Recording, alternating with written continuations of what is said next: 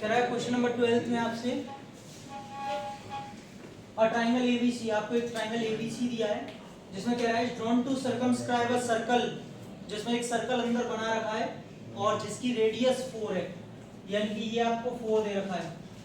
आप कह रहा है सच दैट, इस तरीके से कि segment BD and DC, BD और डीसी दो सेगमेंट्स हैं जिनमें ये बीसी डिवाइड हो रही है by the point of contact D, point of contact D की वजह से, जिनकी लेंथ इसने बता रखी है कि बीडी 8 है और सीडी 6 है। तो अब आपको find the length AB and AC, बाकी की दो साइड्स निकालनी है, एबी और एसी। क्वेश्चन समझ में आ गया? बहुत ही सिंपल लैंग्वेज है, इसमें कुछ समझने वाली ऐसी बात नहीं थी। एक काम करते हैं, जब ये रेडियस है तो ये भी क्या होगी, रेडियस, और यहाँ से यहाँ तक ये भी रेडियस। बेटा एक काम करते हैं, डी है तो इसे ई मान लेते हैं और इसे एफ मान लेते हैं। ये बात आप सभी जानते हैं अनुभव कि टेंजेंट परपेंडिकुलर होती है रेडियस के, तो ये यहाँ पर 90 होगा, यहाँ पर भी 90 होगा और यहाँ पर भी 90 होगा। आप चाहे तो इतनी बात लिख सकते हैं, लेकिन इस क्वेश्चन का सॉल्यूशन बहुत लेंथी है, तो आप भले ये चीजें छोड़ देंगे तो भी चलेगा, क्योंकि हम इनको प्रूव कर करके आ चुके हैं, बार बार थोड़ी बताते रहेंगे सारी बातें। इतनी बात समझ में आ गई? पहले फिगर में कोई डाउट तो नहीं है? अभी फिगर में और थोड़ी सी कारस्तानी करेंगे हम। ऐसे करके इसको O को तीनों वर्टेक्स से ज्वाइन करना है ताकि मैं इसको तीन अलग अलग ट्राइंगल्स में डिवाइड कर सकूं। ठीक है, कौन से ट्राइंगल्स वो थोड़ी देर बाद आपको मैं दिखाता हूं, फिलहाल में अगर सुनना है तो सुन लीजिए। हाँ भाई, AOC, ये BOC और एक AOB, तीन ट्राइंगल दिख गए सबको? भले डॉटेड लाइन में दिखाई तो दे रहे होंगे। चलिए, आपको दिख रहा अक्षर? अब क्या करेंगे, हम इसमें एरिया की हेल्प लेंगे। एक बात बताओ बेटा, अगर ये 6 है तो ये कितनी होगी? Tangents from external point are equal. अगर ये 8 है तो ये 8 कहां से? यहाँ से सिर्फ यहाँ तक होगी, लेकिन पूरी मत ले लेना। और ऐसे ही 6 यहाँ से यहाँ तक होगी। इतनी बात समझ में आ गई? तो एक काम करते हैं, लेट इट बी x, अगर ये x है तो ये भी x हो जाएगी। इतना सबको यहाँ तक समझ में आ गया? हाँ, लेकिन ये वाली लाइन में जरूर लिखूंगा, लेट AF be x। अगर AF x है तो then AE is equals to x, वो भी x हो। ठीक है, टेंजेंट्स इक्वल होते हैं। अब मेरे पास में यहाँ पे तीनों साइड आ चुकी हैं। अनुभव थोड़ी आपसे वार्तालाप करेंगे। AB कितनी आ चुकी है? x plus 8। थोड़ा जल्दी जवाब दिया करो, सोचने वाली बात नहीं। BC कितनी है? 14। और AC कितनी है? x plus 6 या 6 plus x, एक ही बात है। तो अब हम यहाँ पे सबसे पहले हेरोन्स फॉर्मूला लगा के एरिया निकालेंगे, लेकिन उसके लिए हमें S चाहिए, और S क्या होता है? Semi perimeter. सेमी पेरीमीटर का मतलब है, सेमी पेरीमीटर का मतलब पेरीमीटर का हाफ, पेरीमीटर मतलब A plus B plus C, तीनों साइड्स का सम। क्या कर रहे हो आप? एक ही जगह कोई भी साइड मान सकते हैं, कोई दिक्कत नहीं है। ठीक है, हम मान लीजिए मैंने A इसको मान लिया, तो बेटा कितना है ये? x plus 6, BC 14 और AC अपॉन ऐड करना, x और x 2x और ये 28, 2x plus 28 अपॉन, दोनों में से 2 को कॉमन लेके काट दूंगा, क्या बचेगा? x plus 14। कुछ बच्चे बहुत ही होशियार होते हैं, सर 2 से 2 कट गया था, ऐसे x plus 28 आया था, कट जाएगा ऐसे? गलती से भी मत काट देना, हाँ कॉमन लेके कट कर सकते हैं। ठीक है, जो मैंने किया है, तो यहाँ भी 14 आएगा। चलिए, सेमी पेरीमीटर आ चुका है। अब यहाँ से एरिया का फॉर्मूला लगाते हैं, जो कि अभी आपने थोड़ी देर पहले बहुत सही बताया था, SS minus AS minus BS minus C। ये कॉन्सेप्ट आगे जाके सर्कल्स के बहुत सारे क्वेश्चंस में काम आएगा, तो इस कॉन्सेप्ट को ध्यान रखें। ये हेरोन्स फॉर्मूला नहीं, अभी जो तीन ट्राइंगल्स का एरिया ऐड करने वाला बताऊंगा, ध्यान से सुनिएगा। हाँ भैया नीरज, S कितना है? x plus 14। बेटा एक स्टेप मन नहीं करेंगे, S minus A का मतलब कितना है? x plus 14, और A का मतलब है पूरी ये वाली साइड जो x plus 6 है, लेकिन प्लस किया क्या हो जाएगा? क्यों? आगे माइनस ब्रैकेट खुल चुका है, x से x कट गया, कितना बचा? 8। चलो दूसरे ब्रैकेट में S minus B, x plus 14 में से माइनस का 14 कट गया, x दूसरे में क्या बचेगा? अंडरस्टूड है 6 बचेगा। करके दिखा देता हूँ फिर भी। x plus 14 minus x plus 8 minus का हो जाएगा 14 में से 8 गए तो 6। इतना सबको समझ में आया? यहाँ तक की जो डाउट हो तो यही पूछ लेना, बाद में ये आएगा नहीं फिर रब हो जाएगा। पूछना है अंश बेटा 6 8 x का x रहेगा x प्लस 14। क्या कोई बच्चा इससे आगे इसे सॉल्व कर सकता है? क्या कोई बच्चा इसे कर सकता है? बिल्कुल सही कहा, जिसने नहीं आंसर दिया होगा भी नहीं। तो इतना ही एरिया आएगा, इसको यहाँ तक छोड़ देंगे, इसके आगे ये कुछ सॉल्व नहीं होगा। अब कुछ ज्ञानी लोग ये ना बोले सर 48 को लिख लो 4√3, भैया वो तो मुझे पता है पर x तो सॉल्व नहीं होगा ना, तो इसको आप यहीं तक छोड़ेंगे। पहले आप नोट करेंगे, आगे की कहानी फिर बताता हूँ। पहले आप यहाँ तक नोट कर लीजिए फिर चलते हैं आगे। हाँ भाई देखिए, तो ये हमने क्या निकाल लिया इसका एरिया, किससे? हेरोल्ड्स फॉर्मूला से। अब इसका एरिया एक तरीके से और निकालेंगे। ये एरिया हमने निकाला ए लिखा था, वैसे इसको पूरा लिखना चाहिए था एरिया ऑफ ट्राइंगल एबीसी। ठीक है, ट्राइंगल एबीसी। ध्यान से देखें थोड़ा सा, अगर मैं यहाँ से इस एरिया ए ओ सी, बेटा ध्यान से देखना एक ट्राइंगल बन रहा है, ठीक है, इसका area of triangle B O C, ये वाला एरिया, और triangle of A O B, अगर मैं इन तीनों को जोड़ दूं तो वो पूरा किसके इक्वल बनेगा? ट्राइंगल एबीसी के तो बनेगा।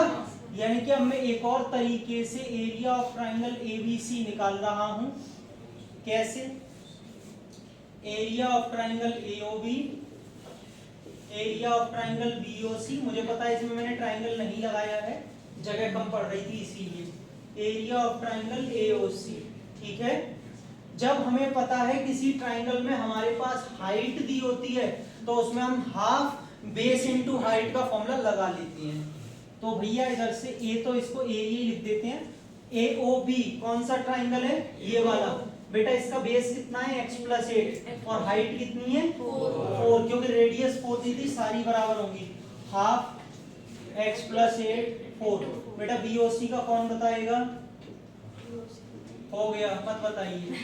x प्लस 6 इंटू 4, इसका बेस 14 था, हाइट वही रहेगी, वही किया है। ठीक है, सबको समझ में आ गया होगा। जैसा कि आप देख पा रहे हैं, मैं सब में से हाफ और 4 को कॉमन ले सकता हूं, तो अंदर क्या बचेगा? सही है, ये 2 टाइम्स कट जाएगा, क्या बचेगा अंदर?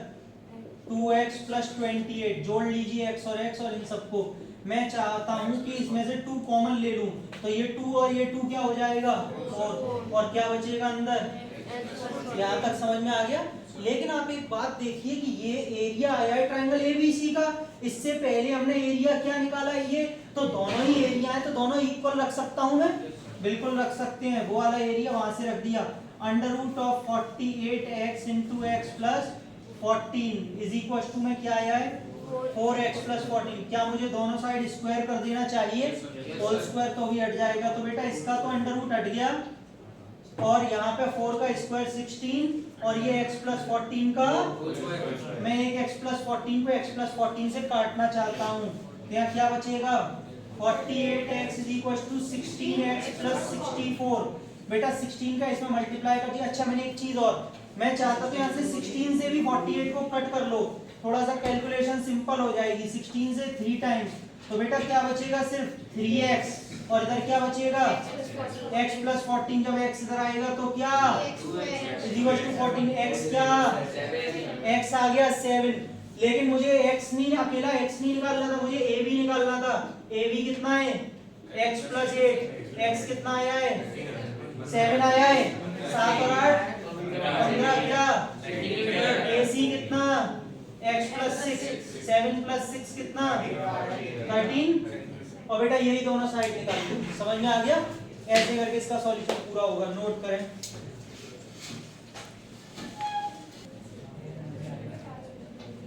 चलो देखो क्वेश्चन नंबर 13। क्या कह रहा है आपसे? Prove that the opposite sides of a quadrilateral circumscribing a circle subtend कैसे angles? Supplementary angles at the centre of the circle. आपको क्वेश्चन समझ में आया? नहीं, ठीक है।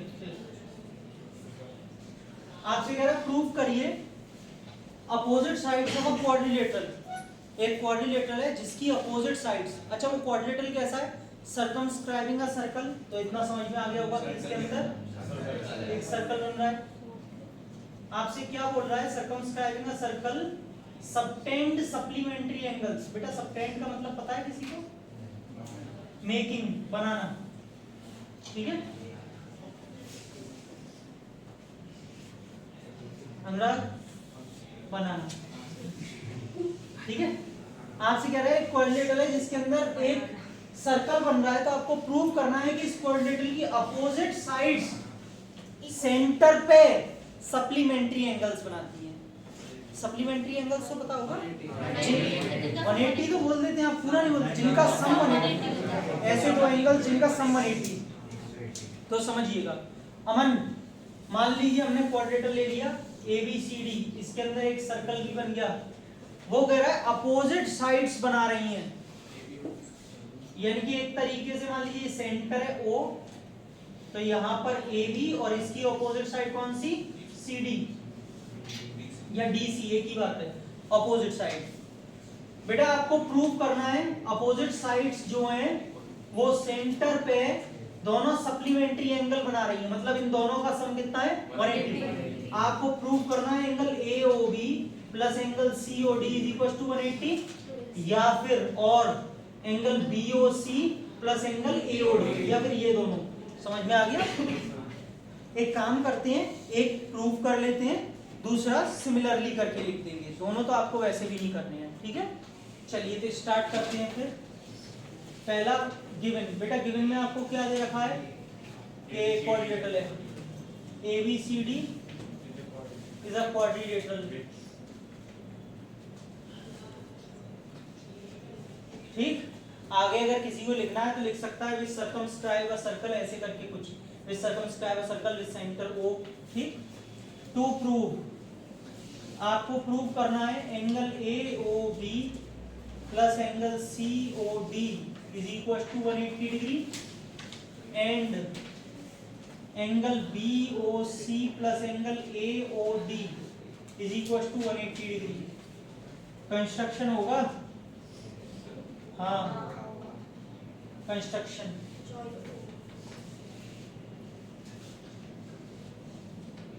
P Q R, हाँ ABCD चल रही है, ठीक है। Join OP OQ OR and OS। समझ में आ गया? आपकी कंफर्टेबिलिटी के लिए मैं एक चीज और करता हूं यहां पर, 1 2 3 ठीक है, बस 9 नहीं है, 8 ही एंगल है, 8 ही एंगल है। अब समझना, इससे क्या है, मुझे बार बार एंगल AOS AOP नहीं लिखना पड़ेगा, काम हो जाएगा। देखिए कैसे करेंगे इसका प्रूफ। आप इन दोनों ट्राइंगल में देखिए, AOS में और AOP में, छोटे छोटे टिक लगा देता हूं, AOS और AOP, इसमें देखिएगा कॉन्ग्रुएंसी तो बहुत अच्छे से आती है। क्यों अनुभव? OS is equals to OP, radii of the same circle. AS is equals to AP, tangents from an external point are equal. OA is equals to OA common. So by triple S, both triangles are congruent. Therefore angle 1 is equals to angle 2. अब बार बार proof नहीं करूंगा अनुभव में। Similarly 5 60 और 7 8 सारे equal हो गए। हम सब जानते हैं एक पॉइंट के अराउंड जितने भी एंगल्स होते हैं सबका सम 360 डिग्री होता है, सबका सम 360 डिग्री होगा। यहाँ तक के बाद की कहानी आगे बताई जाएगी। चलिए देखिए, in triangle AOS and triangle AOP, OS is equals to OP, radii of the same circle. AS is equals to AP, tangents drawn from an external point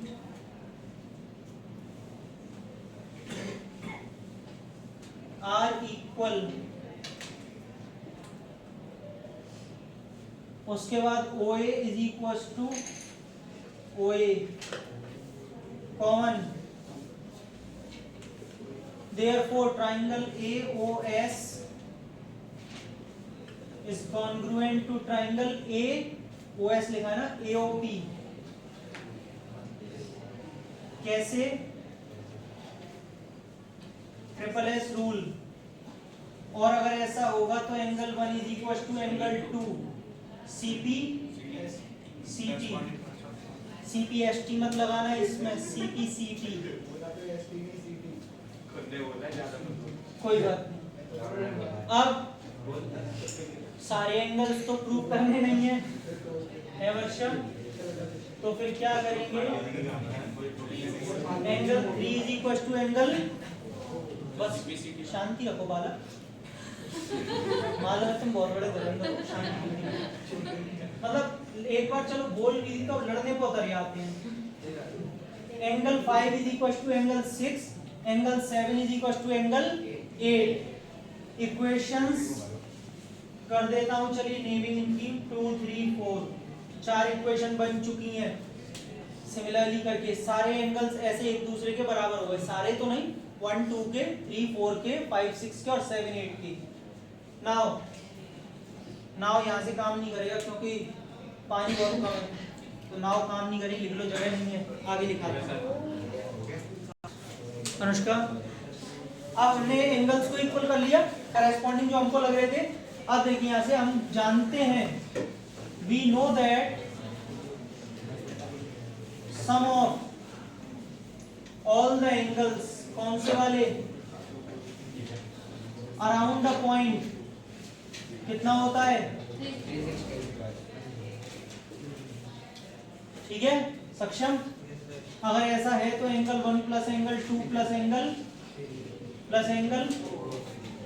5 6 7 सबका सम। अब देखो अगर हम 1 2 3 4 नहीं डालते प्रॉब्लम होती ना, AOS AOP POBP, मतलब बहुत सारे नेमिंग देने पड़ते, दिक्कत होती। इधर से देखिएगा ध्यान से, इसमें भी एक स्ट्रेटजी लगी हुई है। आपको एंगल AOB चाहिए पहले, और AOB में कौन कौन से एंगल आ रहे हैं? 2 और 3 को बचा के रखना, यानी कि एंगल 1 को मैं किस में रिप्लेस कर दूं? क्योंकि हमने नीचे फर्स्ट इक्वेशन में प्रूव कर रखा है। 2 को 2 रहने दीजिए, 3 को 3 रहने दीजिए, 4 को किस में? 3 में। अब आगे आ जाओ, अब हमें 6 और 7 को बचा के रखना है क्योंकि CD चाहिए हमें, COD चाहिए। फिर 5 को किस में? 6 का 6 रहेगा, 7 को बचा के रखना है, 8 को 7 में। बेटा क्या आपको सारे एंगल ट्वाइस दिख रहे हैं? सब में से 2 कॉमन आ जाएगा। अंदर कौन कौन सा एंगल बचेगा 2 कॉमन लेके? एंगल 2 3 इज इक्वल टू 2 से कट जाएगा, और 2 और 3 मिलके एंगल AOB, और ये angle COD is equal to 180 degree. ठीक है, पहला पार्ट प्रूव होता है। अब सुनिए दूसरा, सिमिलरली करके डालना बहुत लेंथी है, कब तक करोगे? सिमिलरली करके ही डाल देना। लेकिन अगर किसी बच्चे को जानना है कि वो कैसे होता, यहीं से स्टार्टिंग करेंगे, फिर से ये लाइन लिखेंगे। सुन लीजिए, इनको दूसरा भी प्रूव करना है, कर सकते हैं। 4 नंबर में आ जाए तो बेटा यहाँ से फिर स्टार्टिंग होगी, बिल्कुल सेम 8वां एंगल लिखे जाएंगे। लेकिन इस बार हमें ये वाले एंगल चाहिए ना, 4 5 और 1 8, तो बेटा इस बार 1 को बचा के रखेंगे और 2 को किस में रिप्लेस कर देंगे? 1 में। यहाँ से 3 को किस में रिप्लेस करेंगे? 4 में। और यहाँ से 5 को 6 में। 6 बचा के रखे, सॉरी 6 को 5 में करेंगे, 6 को 5 में करेंगे, और यहाँ से 7 को किस में कर देंगे? 8 में। ठीक है, तो इस बार आपके सामने वाले एंगल आ जाएंगे। क्लियर है सभी को? ये लीजिए पूरा खत्म हो गया, और ये NCERT 10.2 पूरी फिनिश होती है डाउट सेशन में।